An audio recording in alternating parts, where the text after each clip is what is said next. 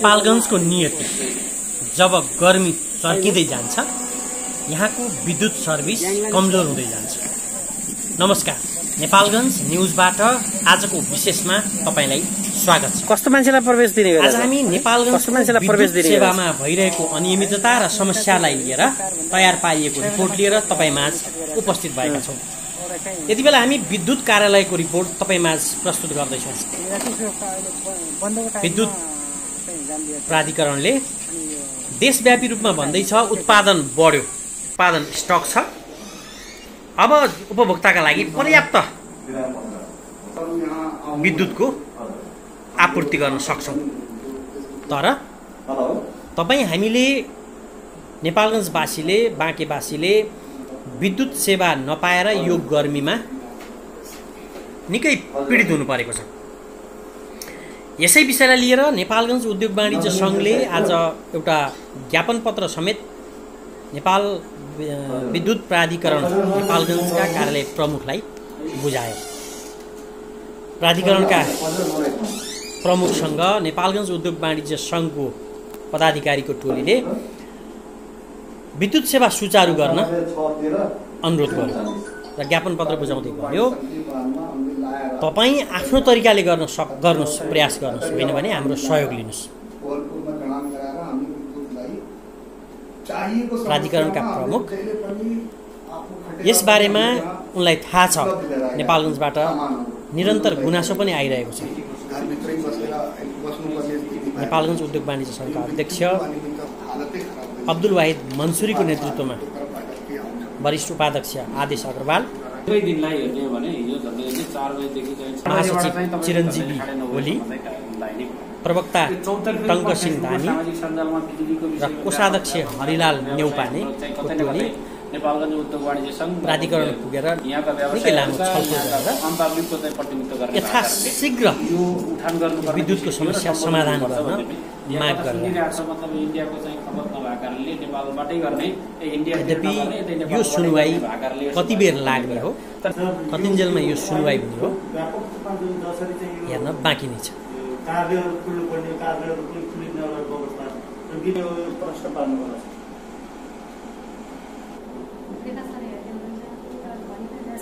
मैले 2 मिनेटमा मात्रै पुरा सक्छु। चाहिँ विद्युत पुरा पूर्ति भइरहेको छ, योभन्दा अगाडि गर्मी पनि भइरहेको छ। आजको दिनमा 90% फ्याक्ट्री बन्द छ, पसलहरू पनि बन्द भएको अवस्था छ। खाद्य व्यवसाय बाहेक अरू सबै पसलहरू बन्द छ। ब्याङ्कहरू हप्तामा 2 दिन खुल्छन्, त्यो पनि 3 घण्टाको लागि। त्यही पनि विद्युत आपूर्ति चाहिँ हामीले पाइरहेको छ। मेरो भनाइ यति मात्रै हो, हामी तपाईँको कस्टमर हो। हाम्रो त्यो कस्टमर भनेको हामीले के भन्छौँ, व्यापारिक भाषामा भगवान भन्छौँ। हामीले पैसा तिरेर सुविधा पाउने कि नपाउने समस्या होला तपाईँको। हाम्रो नेपाल सरकारले तपाईँलाई यहाँ पठाएको छ, समस्या समाधान गर्नुहोस्। सक्नुहुन्न भने हामीलाई भन्नुहोस्, हामी कहाँ तपाईँको सहयोग गरिदिनुपर्छ, हामी सहयोग गर्न तयार छौँ। हिजोको दिनमा पनि हामी अघि उपाध्यक्षले भनिसक्नुभयो, हामी आफै गएर धनगढीको अत्याधियामा गएर त्यहाँबाट ट्रान्सफर्मर लोड गराएर हामी कोर्टमा ल्याएको, त्यो डाइरेक्ट त्यहीबाट फोन गरेर उहाँले दिने मन गरिरहेको। त्यस कारणले केही यस्तो समस्या छ तपाईँ सक्नुहुन्न भने हामीलाई भन्नुहोस्। नभए भोलिको दिनमा यो नेपालगञ्ज अति भनौँ न, यहाँ जुन मिक्सर जनसङ्ख्या छ, 3 किसिमको जनसङ्ख्या छ, एकछिनमा तातिहाल्छ नेपालगञ्ज। किनभने नेपालको सबभन्दा बढी गर्मी हुने ठाउँ नेपालगञ्ज हो र गर्मीको बेला विद्युत जाँदा हामी सहेर बस्न सक्दैनौँ। अहिले यो अवस्थामा सबै घरमा बसिरहेको छ, बाहिर सरकारले निसिना दिइरहेको अवस्था छैन। लकडाउन छ, 3 घण्टा मात्रै पसल खुल्ला हुन्छ, त्यसपछि पसल पनि बन्द हुन्छ। यो अवस्थामा तपाईँहरूले 1-1.5 घण्टा बत्ती काट्नुहुन्छ भने त्यो हामी हुँदैन। हामी तपाईँको कस्टमर हो, कन्ज्युमर हो, हाम्रो अधिकार छ, पैसा तिरेर हामीले सेवा पाउनुपर्छ। त्यो मेरो चाहना हो। र यो अब भोलिको दिनमा यस्तो नहोस्। त्यस्तो भयो भने फेरि हाम्रो रूप छुट्टै हुन्छ। आजको रूप जुन छ त्यो बेग्लै रूप छ, त्यसपछिको रूप हाम्रो छुट्टै हुन्छ। उद्योग वाणिज्य संघले विद्युतको समस्यालाई लिएर ऊर्जा मन्त्री, विद्युत प्राधिकरणका प्रमुख, सम्बन्धित सबैलाई ज्ञापन पत्र बोलाएर विद्युतमा आउने पठाउने बताएको छ। जाने गर्न आम नागरिकले को दिनरात कष्टकर बनिरहेको छ, त्यसो हुन सकिरहेको छैन।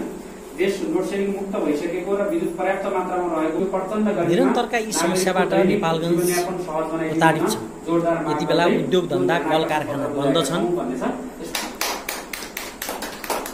यस्तो बेला विद्युत आपूर्तिमा हुने समस्या चाहिँ के हो? हामीले यसबारे उद्योग वाणिज्य सङ्घका पदाधिकारीहरूले दिएको ज्ञापन पत्रपछि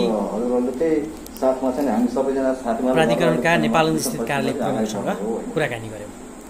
अब यो नेपाल सरकारले पनि लकडाउन, यद्यपि उनले क्षेत्र 11 गतेदेखि उद्योग वाणिज्य सङ्घका पदाधिकारीहरूलाई आश्वस्त पार्न खोजिरहेका छन् कि हामीले सीमित कारणले मात्रै राखेर, जस्तै अब नोराइट र मर्मत विद्युतको मात्रै समस्या राखेर उत्पन्न र भइरहेको मिटर छ। सिकाइ 3टा फाँट मात्रै भनेको माथिबाट यो 3टा फाँटको कन्सेप्ट मात्रै राखेर हामीले सेवा प्रवाह गर्दै आइरहेको छ।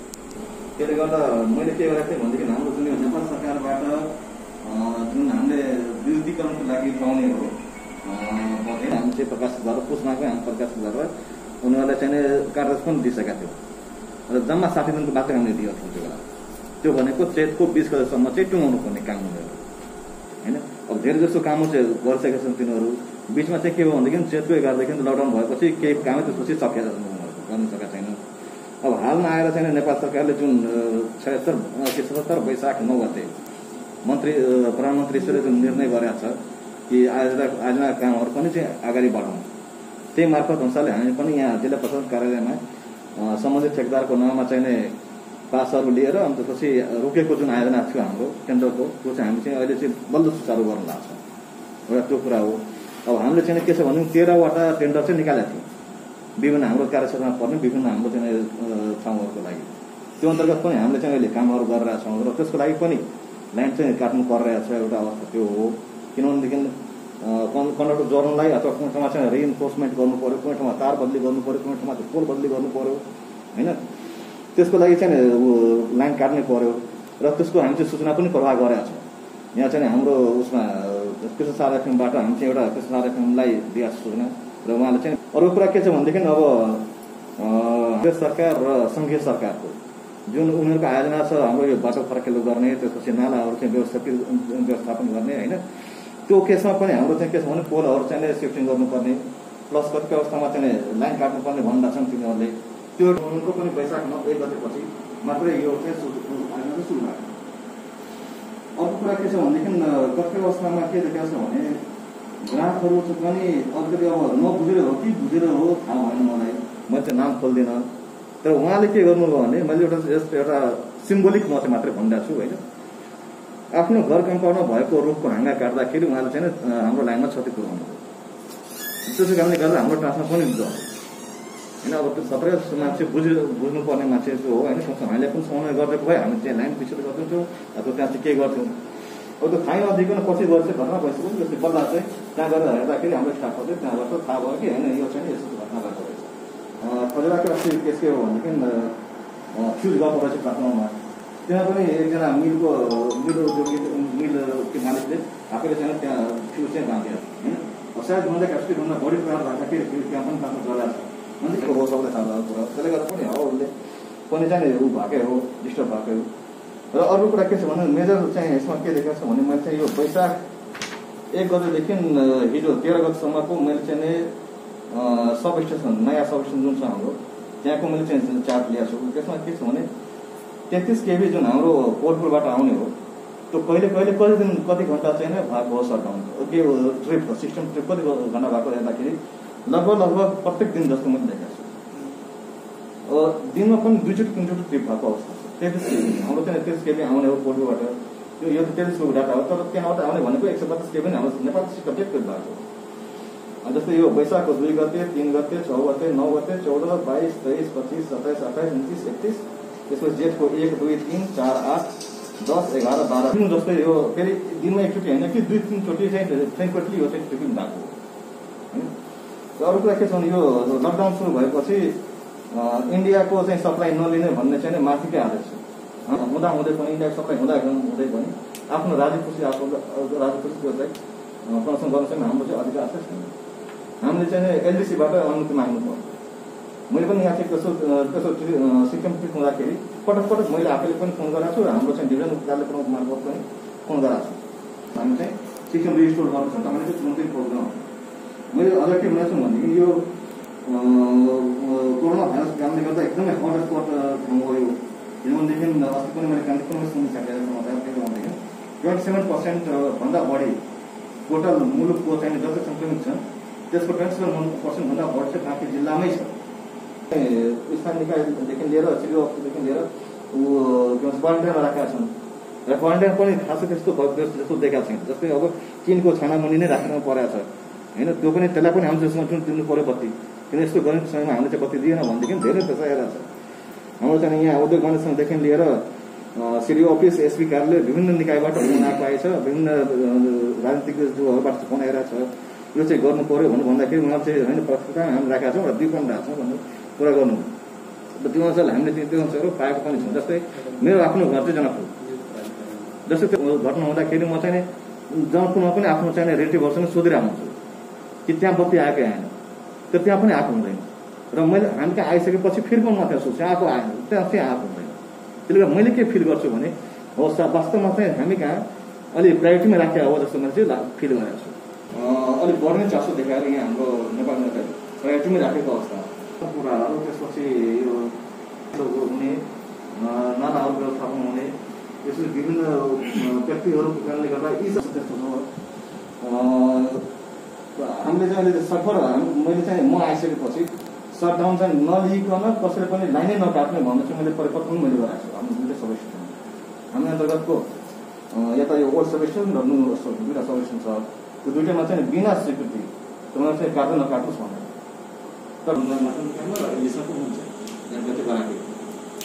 सबको पूरा मोटामोटी हामीले बुझेछ मैले 2-3टा क्वेसनहरू सोधेँ कोहलपुरमा हाम्रो ट्रान्सफर्मरको क्यापेसिटी पर्याप्त छ कि छैन नेपालगञ्जलाई विद्युत दिने त्यसका जुन सर्किट आउँछ नेपाल सर्किट 1 को लागि चाहिँ ठिक छ त्यो केन्द्रबाट आएर छ र सर्किट 2 जुन छ त्यो 30 एमबीबाट आएर छ र मैले पनि हाम्रो गृह सञ्चालन विभाग काठमाडौँ जाँदाखेरि त्यो 30 एमबीमा पनि 65 मा चेन्ज हुने भन्न सकेको असुविधा छ त्यसलाई चेन्ज गर्ने थियो मलाई लाग्छ यो लकडाउन कारणले गर्दा चाहिँ यसमा भइसकेको छैन तर त्यो 30 एमबीको ठाउँमा 63 आयो भने मात्रै हामी चाहिँ 30मा त सब चेन्ज 63 एमबी एउटा 30 लाई हटाएर 63 भयो अर्को पनि 30 जुन छ त्यसलाई पनि एकदम चेन्ज गर्नुपर्ने जरुरी छ किनभने त्यो 30 बाट एउटा सुर्खेत लाइन गएको छ एउटा गुलरिया लाइन गएको छ एउटा हामी कहाँ छ अब हजुरले के गर्नु पर्यो सर यसको मैले ओभरअल सोलुसन के हेरे भनेपछि समस्या मैले देखिन आपूर्तिको कहाँनिर समस्या आयो भनेपछि कोहलपुरको ट्रान्सफर्मरको क्यापेसिटी पुगेन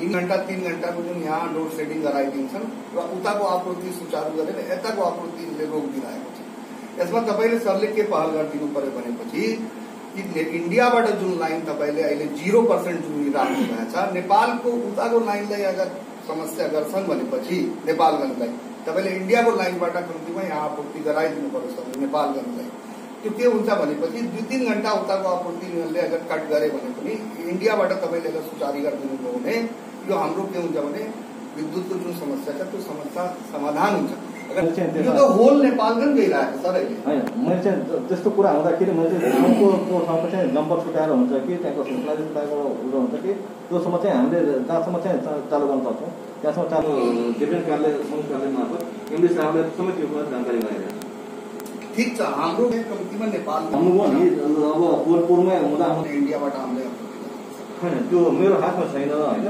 किनभने सपोज हामी इन्डियाको लागि चाहिँ चाँडै अब यही लेटरलाईहरूले आधार बनाएर उता पठाउन सक्नुहुन्छ नि जिरो भएको भने मिटरै चलेन भने कम्ती मिटर घुम्छ जहाँ भनेर चाहिँ हुने हो जस्तो समस्या कहाँ छ तपाईँलाई यो हामीलाई इन्डियाकै प्रयोग गर्नुपर्छ भन्ने छैन है फेरि क्लियर हुनु होला यो कुरामा हामी इन्डियाको चाहिँ विद्युत प्रयोग गर्नुपर्छ भनेर आएको पनि हैनौँ हामीलाई जताबाट भए पनि सप्लाई दिनु पर्यो यही नेपालबाटै हो भने सहज तरिकाले चाहिँ यहाँ लाइन नजाने गरेर यो अहिलेको जुन व्यवस्थापन छ एकदम अहिले भएको हो त्यसलाई चाहिँ सुधार गर्नु पर्यो र यहाँ चाहिँ यो गर्मीबाट यस्तो घरमा बसिरहेका मान्छेहरूलाई दुःख दिनु भएन भन्ने मात्रै हो नेपालगञ्ज आफ्ना गुनासा आफ्ना समस्या सुनाए लगत्तै नेपालगञ्ज न्युजका प्रतिनिधिले नमस्कार नेपालगञ्ज न्युजमा आज हामी नेपालगञ्ज विद्युत प्राधिकरणका प्रमुख लखन लला मल्लिकसँग छौं। खास गरी जब गर्मी सुरु हुन्छ नेपालगञ्जमा यो बत्तीको संकट बढ्दै जान्छ त्यसै सिलसिलामा आज नेपालगञ्ज उद्योग वाणिज्य संघले ज्ञापन पत्र समेत बुझायो। संकट गहिरियो भनेर धेरै ठाउँबाट गुनासो आइरहेको छ। वास्तविकता के हो? कार्यालय प्रमुखजी, यहाँलाई स्वागत छ। खासमा अहिले बत्तीको समस्या चाहिँ के हो? हाम्रो डिमान्ड अनुसारको आपूर्तिमा कहाँनिर समस्या छ?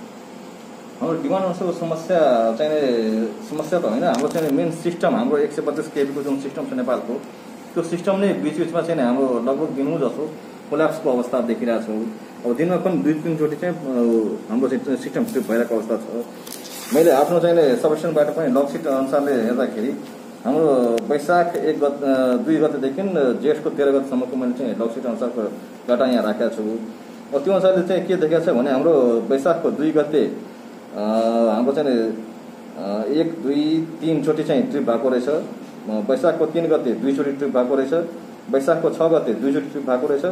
वैशाखको 9 गते 3 चोटि ट्रिप भएको रहेछ। खास के कारणले हुन्छ यो समस्या? अब यो त त्यो एलडीसीलाई नै थाहा होला। कतिपय अवस्थामा के भन्छन् भनेदेखि कहिले चमेलिया ट्रिप भयो, कहिले चाहिँ हाम्रो कुलेखानी ट्रिप भयो भन्ने कुराहरू चाहिँ गरेर राख्नुहुन्छ उहाँहरूले। त्यसो गर्दा हाम्रो चाहिँ त्यसको इफेक्ट सिस्टममै परेर त्यो सिस्टम चाहिँ कोल्याप्स भएको अवस्था हो। र यो चाहिँ दिनमै यस्तो खालको हुँदाखेरि हामीले पनि एक त के छ भने मर्मतको लागि त काट्नै पर्यो फिडरहरू। त्यसपछि अर्को हाम्रो चाहिँ यो टेन्डर पनि सकाउनु पर्ने असार मसानसम्ममा, जुन हामीले 13वटा टेन्डरहरू गरेका छौँ, त्यो टेन्डरहरूको पनि काम सकाउनु पर्ने भएकोले त्यसको कामको लागि पनि लाइन काट्नै पर्ने हुन्छ जोड्नु पर्दाखेरि नयाँ लाइन। त्यसपछि रिइन्फोर्समेन्टको मर्मतको कामहरू पनि भइ नै रहेछन्। अनि त्यसपछि यो विभिन्न हाम्रो चाहिँ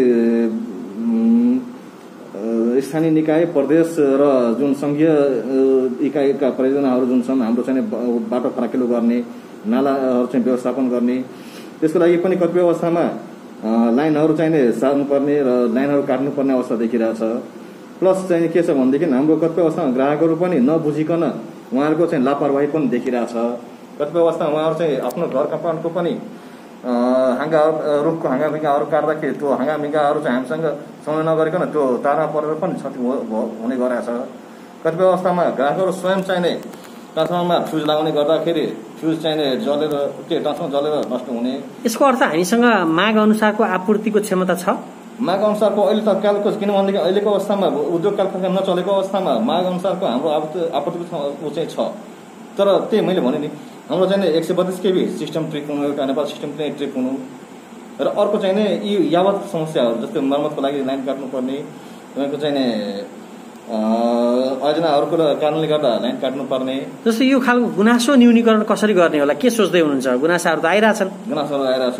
र सबभन्दा पहिले मैले चाहिँ यसमा के देखेको छु भनेदेखि हाम्रो चाहिँ विकल्पको रूपमा रहेको जुन यो इन्डियन सप्लाई हो, कमसेकम एलडीसीले हाम्रो चाहिँ माथिल्लो भारत प्रशासन केन्द्र जुन छ काठमाडौँमा, उसले चाहिँ यदि धेरै समय लाग्ने हो भने हामीले चाहिँ तत्कालै तपाईँले चाहिँ इन्डियाको सप्लाई लिनुहोस् भने भन्दाखेरि हामी चाहिँ त्यो अनुसारको सप्लाई चाहिँ दिन सक्छौँ। र त्यसले अहिले इन्डियन सप्लाई नजोडेको कति भयो?